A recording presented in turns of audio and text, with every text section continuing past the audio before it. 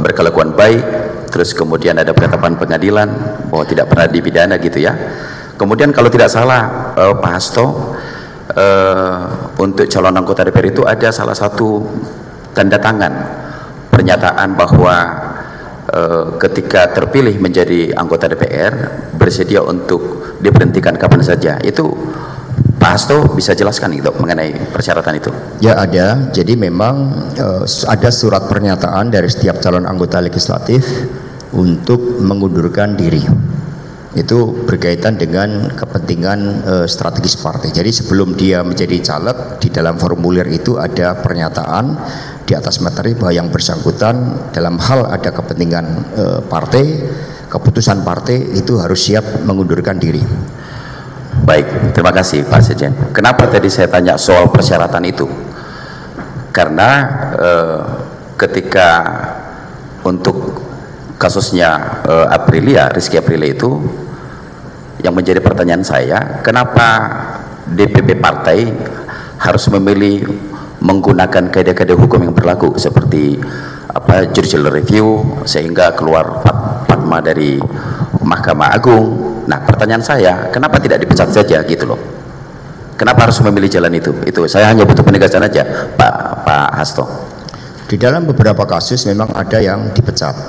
Seperti tadi sebutkan PAW Bapak Andreas Pereira terhadap saudara Honing Sani. Itu cukup banyak yang langsung pemecatan. Saat itu mengapa tidak menggunakan instrumen pemecatan meskipun itu mudah dilakukan? Karena kami dalam pemaparan-pemaparan yang disampaikan oleh saudara Doni dan tim hukum lainnya, itu kedudukan partai itu sangat kuat. Karena ada keputusan dari MA. Itu wajib, seluruh institusi itu wajib melaksanakan keputusan judicial review dari MA ketika ada peraturan perundang-undangan yang bertentangan dengan undang-undang. Itu disiplinnya seperti itu. Sehingga ketika KPU itu tidak menjalankan, maka kemudian saudara Doni kan mengupayakan untuk dipertemukan dengan Biro Hukum dari KPU. Sehingga karena keyakinan kami, maka langkah pemecatan itu tidak diambil karena kami yakin, apalagi setelah keluar dari fatwa MA.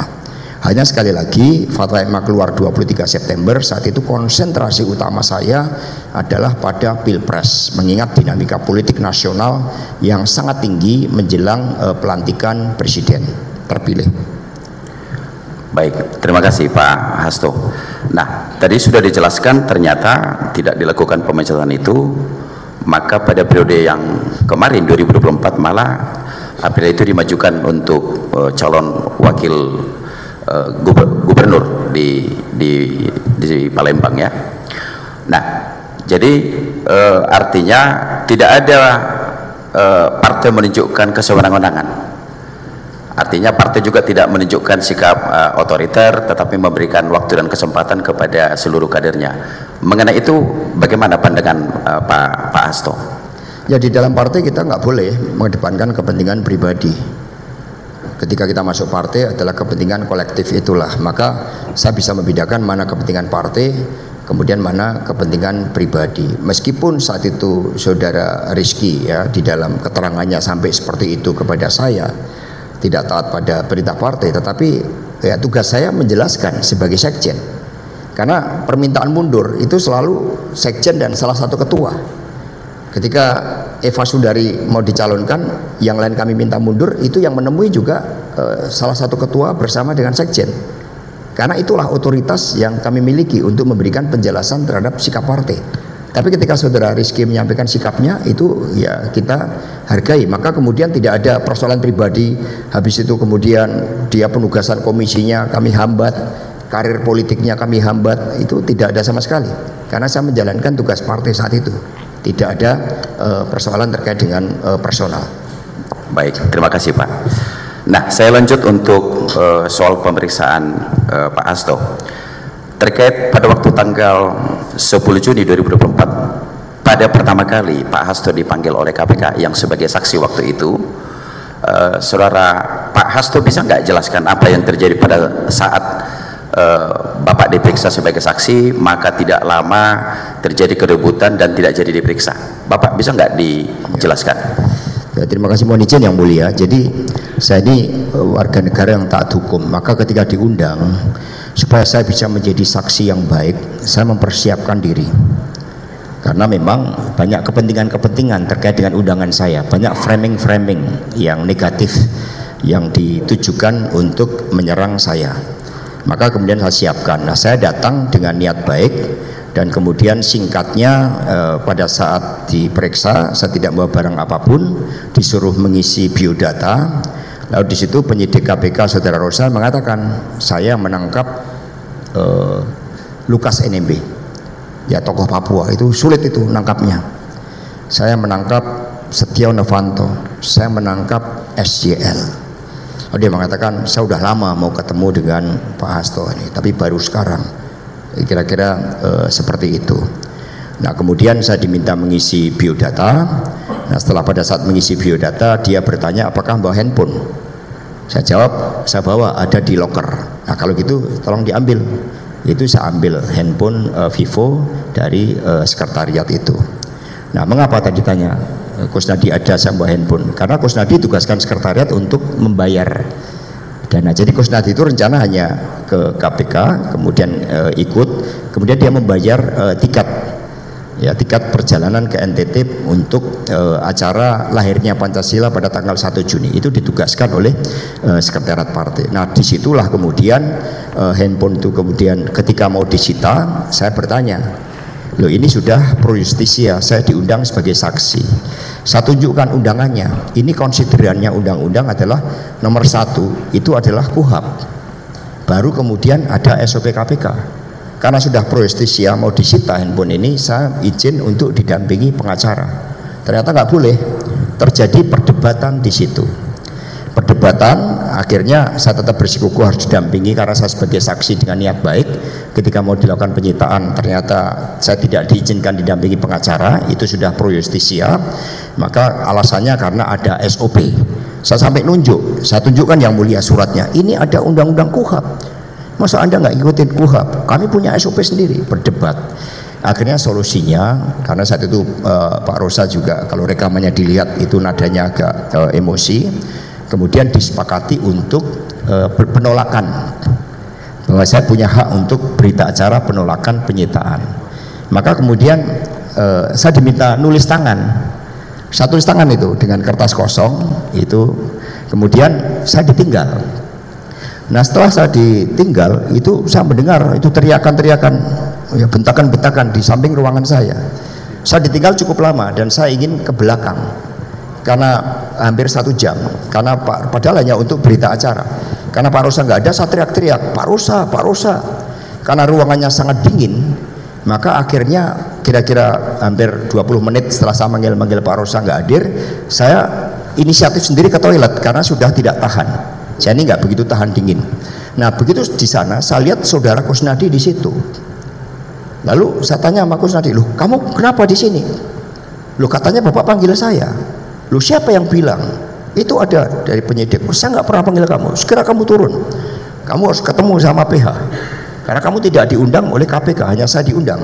Di situ kemudian Pak Rosa turun, rupanya datang. Rupanya saat itu baru memeriksa isi tas dari saudara Kusnadi.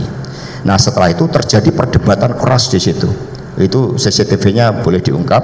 Nah, dari situ perdebatan keras, akhirnya Pak Rosa seperti emosi. Maka saya tarik duduk, kemudian yang mulia kakinya saya pegang-pegang seperti ini supaya tidak emosi. Saya jelaskan, saya ini datang dengan niat baik, kenapa harus seperti ini? Di bawah ada PH. Nah, saya ajak PH tapi tetap nggak mau. Akhirnya disolusi, oke Bapak masuk buat berita acara, nanti terus kita lanjutkan. Begitu saya masuk di dalam, Pak Rosa ada sebentar membuatkan berita acara. Setelah itu saya ditinggal lagi hampir 2 jam. Ini buat berita acara kenapa lama sekali? Dan kemudian saya juga mendengar teriakan-teriakan di samping ruangan saya. Lagi-lagi kemudian saya ingin ke belakang. Nah, setelah itu kemudian saya tahan dulu 30 menitan untuk menunggu Pak Rosa. Ternyata tetap tidak hadir, saya tetap dibiarkan. Akhirnya saya ke toilet.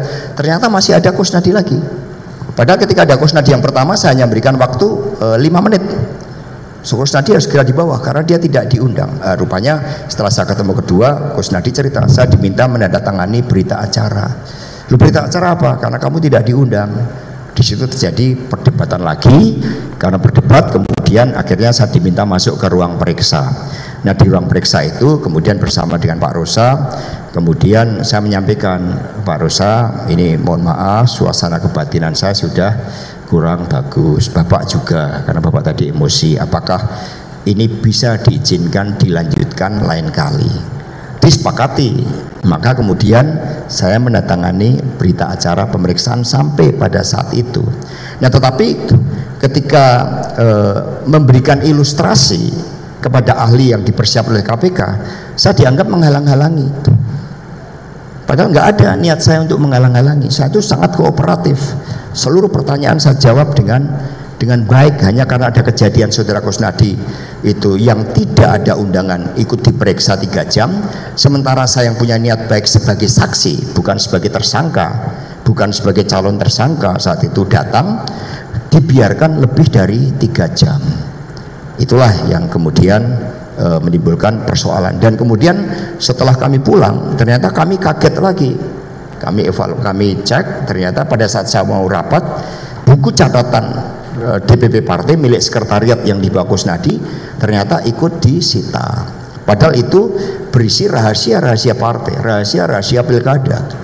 Itu luar biasa dan nggak ada saksi, nggak ada dari penasihat hukum yang diundang. Itu buku berkaitan dengan rahasia partai, termasuk juga mohon maaf rahasia Republik. Di situ itu ikut disita. Tulisannya Kompas, karena saya peroleh dari Kompas. Itu ikut disita. Ketika kami mencoba untuk meminta, karena ada berisi data-data pilkada, sampai sekarang buku itu tetap tidak dikembalikan. Jadi pada pertemuan 10 Juni saya Kusnadi itu betul-betul diintimidasi dan diperlakukan dengan tidak sesuai aturan-aturan di dalam hukum. Jadi artinya hanya masih pemeriksaan biodata. Jadi Pak Hasto belum sempat dong diperiksa dan dibuatkan berita acara ya? Belum. Kalau tidak salah saya menyatakan apakah sebagai saksi saya harus diundang, itu lalu membawa bukti keterlibatan saya di situ, itu sebagai saksi. Lalu siapa nanti yang akan berani menjadi saksi di KPK? Kalau saksi yang datang punya niat baik, bahkan yang ikut saksi itu ikut diperiksa dan barang-barangnya disita, dilakukan penggeledahan badan. Itu siapa yang mau jadi? Nah di sini siapa yang mau jadi saksi di KPK kalau ada perlakuan-perlakuan yang sewenang-wenang seperti itu? Baik, jadi tidak jadi diperiksa, maka barang-barang yang bukan miliknya Pak Hasto, buku-buku milik partai, mereka sita sampai sekarang ya? Ya betul, mohon maaf bukan tidak diperiksa, saya tetap diperiksa, hanya saja baru terbatas pada mengisi biodata. Ya, memang sebagaimana yang sudah pada fakta persidangan pada waktu ahli dari KPK, bahwa Pak Hasto dianggap tidak mau diperiksa, itu yang mereka buat menjadi perintangan. Itu ada berita acaranya, karena baik. Di situ saya tulis hanya tidak dilampirkan di dalam BAP di dalam dakwaan tersebut. Itu yang menyatakan bahwa mohon maaf karena suasana kebatinan sudah kurang baik, saya mohon izin untuk dapat dijadwalkan ulang. Karena itu sudah menunggu hampir 4 jam saya tidak diperiksa. Baik, terima kasih Pak Hasto. Ada yang menarik tadi waktu ketemu dengan Kasatgasnya KPK yang bernama AKBP Rosa itu. Kenapa dia selalu cerita ke Bapak, saya ini tangkap Yassin Limpo, saya tangkap Lukas NMB, saya tangkap Setia Novanto. Maksudnya mau ngapain Pak? Dia bicara begitu. Ya mula-mula saya anggap itu sebagai unprofessional conduct. Tapi dari ahli yang dihadirkan di sini ternyata itu tindakan sewenang-wenangan. Bahkan di persidangan ini saya baru tahu bahwa penggeledahan badan itu ternyata hanya dikenakan kepada tersangka. Tetapi saat itu kan kami tidak tahu aspek-aspek detail dari KUHAP itu. Sehingga perdebatan saya dengan saudara Rosa hanya mengatakan ini sudah pro justisia, kami harus didampingi oleh pengacara. Tetapi Rosa, kami punya SOP sendiri, Sampai tadi saya mengingatkan kalau caranya seperti ini nanti tidak ada yang mau jadi saksi ke KPK karena takut. Terima kasih. Ya, artinya tapi tetap selalu dengan kesewenang-wenangan ya Pak Hasto ya. Baik, pertanyaan saya yang terakhir Pak, pernah nggak Pak Hasto mendengar dari pada waktu saudara Kusnadi diperiksa oleh Rosa Purbabekti, setelah selesai diperiksa mereka bercakap-cakap berkata-kata bahwa ini tugas berat harus diselesaikan, dengan harapan kalau sudah selesai tugas ini nanti akan dapat promosi jabatan sebagai Kapolres. Apa Bapak pernah dengar itu? Ya, saya pernah mendengar, bahkan di dalam memeriksa Kusnadi saya mendengar ya dari salah satu teman DPP. Di situ saudara Rosa sempat curhat kepada saudara Kusnadi bahwa teman-temannya sudah jadi Kapolres, ya dia yang belum. Lalu Kusnadi menjawab, ya moga-moga nanti Bapak bisa menjadi Kapolres di Brebes, tempat saya berasal, sehingga kita bisa bekerja sama. Itu kurang lebih itu yang saya dengar ya dari salah satu DPP partai.